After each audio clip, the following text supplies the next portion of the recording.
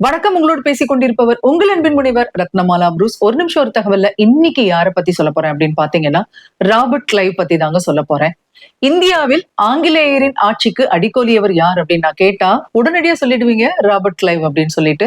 அவரை பத்தி தாங்க சொல்ல போறேன். 1757 வருஷத்துல ஜூன் மாதம் 23 நடைபெற்ற பிளாசி யுத்தத்துல ஆங்கிலேய படைக்கு தலைமை தாங்கியவர் யார் அப்படின்னு பாத்தீங்கன்னா இந்த ராபர்ட் கிளைவ் தாங்க. இந்திய நவாபான சிராஜ் உத்தவ்லாவை தோற்கடிச்சவர் ராபர்ட் கிளைவ் தான். அதுக்கப்புறமா வங்காள கவர்னரா பொறுப்பேற்றாரு. 1760 வருஷத்துல இந்த ராபர்ட் கிளைவ் லண்டனுக்கு போயிட்டாராங்க. அந்த நேரத்துல பாத்தீங்கன்னா கம்பெனி ஆட்சியில நிறைய ஊழல் நடந்திருக்கு.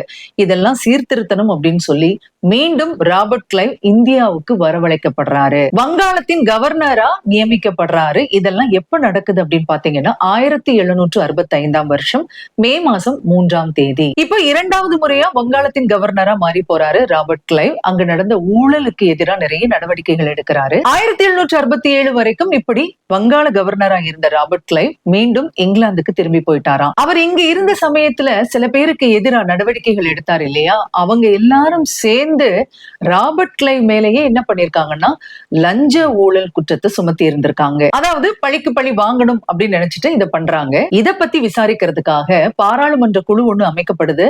விசாரணையின் போது தெரியுது இவர் எந்த குற்றமும் செய்யல அப்படின்னு சொல்லிட்டு. தீர்ப்பிலையும் என்ன சொல்லியிருக்காங்க அப்படின்னு சொன்னா இவர் குற்றமற்றவர் அப்படின்னு சொல்லியிருக்காங்க. இந்தியாவிற்கு இவர் செய்த சேவையை பாராட்டி விடுதலை செய்யறோம் அப்படின்னு சொல்லிட்டாங்க. இருந்தாலும் ராபர்ட் கிளைவுக்கு இது ரொம்ப அவமானமா இருக்கு. அவருக்கு மன உளைச்சலை ஏற்படுத்தி இருந்திருக்கு. எதுவும் செய்யாத குற்றமற்றவர்னு சொன்னா கூட இப்படி ஒரு பழியை நம்ம மேல போட்டுட்டாங்களே அப்படின்னு சொல்லிட்டு.